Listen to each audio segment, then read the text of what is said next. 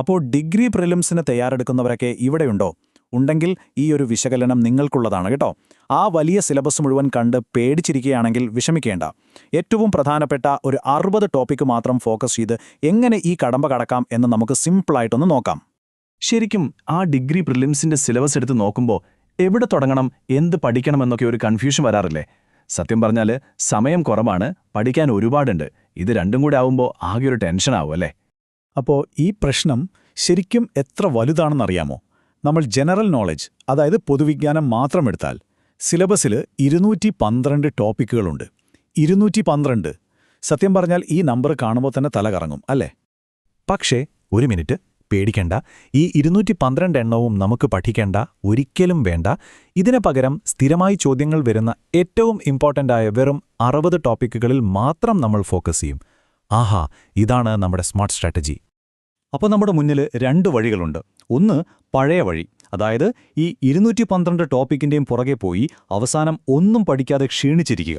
അല്ലെങ്കിൽ രണ്ടാമത്തെ വഴി, സ്മാർട്ട് വഴി. ഏറ്റവും പ്രധാനപ്പെട്ട ആ 60 വിഷയങ്ങൾ മാത്രമെടുത്ത് അത് നല്ല ആഴത്തിൽ പഠിച്ച് നല്ല കോൺഫിഡൻസോടെ പരീക്ഷയ്ക്ക് പോവുക. സത്യം പറഞ്ഞാൽ റാങ്ക് വാങ്ങുന്നവരൊക്കെ ഈ രണ്ടാമത്തെ വഴിയാണ് തിരഞ്ഞെടുക്കുന്നത്. റെഡിയല്ലേ?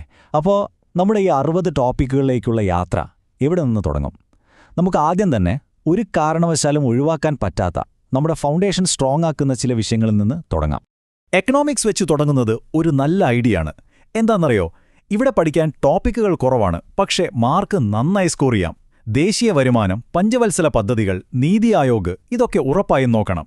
പിന്നെ ഒരു ബോണസ് പോയിന്റ് എന്താണെന്നാൽ ഈ ഉപഭോക്തൃ സംരക്ഷണം എന്ന ടോപ്പിക്കുണ്ടല്ലോ, അത് സിവിക്സിലുണ്ട്. അപ്പോൾ ഉറപ്പായിട്ടും ഒരു ചോദ്യം നമുക്ക് പ്രതീക്ഷിക്കാം.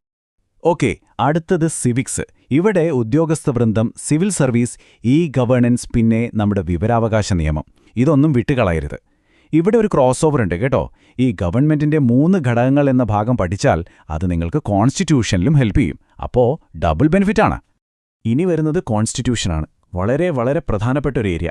ഇതിന്റെ ഹൃദയം എന്ന് പറയുന്നത് 3 കാര്യങ്ങളാണ്: മൗലികാവകാശങ്ങൾ, നിർദ്ദേശക തത്വങ്ങൾ, പിന്നെ മൗലിക കർത്തവ്യങ്ങൾ. നിങ്ങൾ പഠിക്കുമ്പോൾ ഒരു കാര്യം ചെയ്യണം, ഈ 3ഉം വെറുതെ വായിച്ചു പോവാതെ ഒരു ടേബിളൊക്കെ വരച്ച് താരതമ്യം ചെയ്ത് പഠിക്കണം.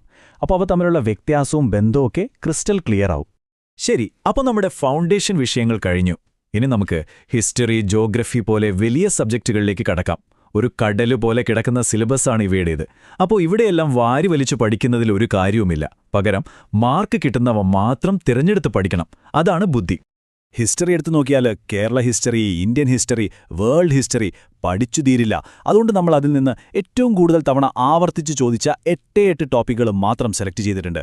യൂറോപ്യന്മാരുടെ വരവ്, 1857 വിപ്ലവം, പിന്നെ ഗാന്ധിജിയും സ്വാതന്ത്ര്യ സമരവും, ഇതൊക്കെ ഒരു കാരണവശാലും വിട്ടുകളയാൻ പാടില്ലാത്തവയാണ്. ഇനി ജോഗ്രഫി. ഇവിടെ നമ്മുടെ സ്മാർട്ട് സ്ട്രാറ്റജി എത്ര പവർഫുള്ളാണെന്ന് നിങ്ങൾക്ക് കാണാം. ഒന്ന് ആലോചിച്ച് നോക്കൂ. 25 ടോപ്പിക്ക് പഠിച്ച് 5 മാർക്ക് നേടാൻ കഷ്ടപ്പെടുന്നതാണോ നല്ലത്? അതോ ഏറ്റവും പ്രധാനപ്പെട്ട 4 ടോപ്പിക്ക് പഠിച്ച് 2 അല്ലെങ്കിൽ 3 മാർക്ക് ഷുവറാക്കുന്നതാണോ? തീർച്ചയായും രണ്ടാമത്തതല്ലേ? ഇതിനെയാണ് നമ്മൾ സ്മാർട്ട് സ്റ്റഡി എന്ന് പറയുന്നത്. അപ്പോൾ ഏതൊക്കെയാണ് ആ 4 ടോപ്പിക്കുകൾ എന്നറിയണ്ടേ? ഇതാ കേട്ടോളൂ. ഭൂമിയുടെയും അന്തരീക്ഷത്തിന്റെയും ഘടന, മർദ്ദമേഖലകളും കാറ്റുകളും, ഇന്ത്യയുടെ ഭൂപ്രകൃതി, പിന്നെ കൃഷി. ഈ 4 പഠിച്ചാൽ മതി. ജോഗ്രഫിയിൽ നിന്ന് ഒരു ഡീസന്റ് മാർക്ക് നിങ്ങളുടെ കയ്യിലിരിക്കും. ഓക്കെ, അടുത്തത് ആർട്സ്, സ്പോർട്സ്, ലിറ്ററേച്ചർ. ഇതും ഒരു വലിയ ലോകമാണ്. ഇതിലെല്ലാം കയറി ഇറങ്ങാൻ പോയാൽ നമ്മുടെ സമയം മുഴുവൻ പോകും. അതുകൊണ്ട് ഇവിടെയും നമ്മൾ സ്മാർട്ട് ആവണം. ഏറ്റവും പ്രധാനപ്പെട്ട അവാർഡുകൾ, എഴുത്തുകാരുടെ തൂലികാനാമങ്ങൾ, പിന്നെ ജ്ഞാനപീഠം കിട്ടിയ മലയാളികൾ, ഇങ്ങനെ ഉറപ്പായും ചോദ്യം വരുന്ന പോയിന്റുകൾ മാത്രം നോക്കിവെക്കുക. അത് മതി.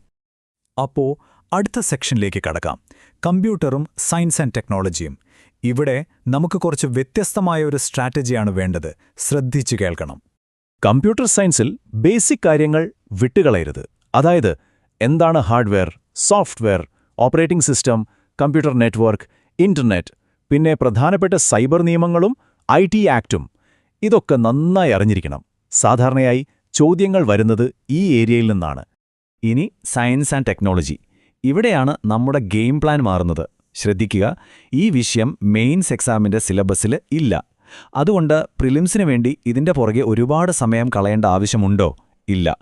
നിങ്ങൾക്ക് വേണമെങ്കിൽ ഈ ഭാഗം ധൈര്യമായി സ്കിപ്പ് ചെയ്യാം. അല്ലെങ്കിൽ ISROയുടെ നേട്ടങ്ങൾ, ബഹിരാകാശ ദൗത്യങ്ങൾ, ഇതുപോലുള്ള ഉറപ്പുള്ള 1-2 ടോപ്പിക്ക് മാത്രം നോക്കിയിട്ട് പോകാം. അത് നിങ്ങളുടെ ഇഷ്ടം. അപ്പോ നമ്മൾ ഇത്രയും നേരം പറഞ്ഞ കാര്യങ്ങളില്ലേ, അതെല്ലാം നമുക്കൊരു സിമ്പിൾ ആക്ഷൻ പ്ലാനായിട്ട് ചുരുക്കാം. ഇതാണ് നിങ്ങളുടെ വിജയത്തിലേക്കുള്ള റോഡ് മാപ്പ്. നിങ്ങൾ ചെയ്യേണ്ടത് 3 കാര്യങ്ങളാണ്. സ്റ്റെപ്പ് 1 ഇംഗ്ലീഷ്, കണക്ക്, മലയാളം. ഈ 3 വിഷയങ്ങളിൽ നിന്ന് ഒരു 35 മാർക്കെങ്കിലും ഉറപ്പിക്കുക. ഇത് ഫസ്റ്റ് ടാർഗറ്റ്. സ്റ്റെപ്പ് 2 നമ്മളിപ്പോൾ ഡിസ്കസ് ചെയ്ത ആ 60 GK ടോപ്പിക്കുകളുണ്ടല്ലോ, അത് നല്ല അടിപൊളിയായിട്ട് പഠിക്കുക. ഈ 2 കാര്യങ്ങൾ നിങ്ങൾ ചെയ്താൽ സ്റ്റെപ്പ് 3 ഓട്ടോമാറ്റിക്കായി നടക്കും. നിങ്ങൾ നല്ല കോൺഫിഡൻസോടെ പ്രിലിംസ് ക്ലിയർ ചെയ്യും. അത്രയുള്ളൂ. അതുകൊണ്ട് ഒരു കാര്യം എപ്പോഴും ഓർക്കുക.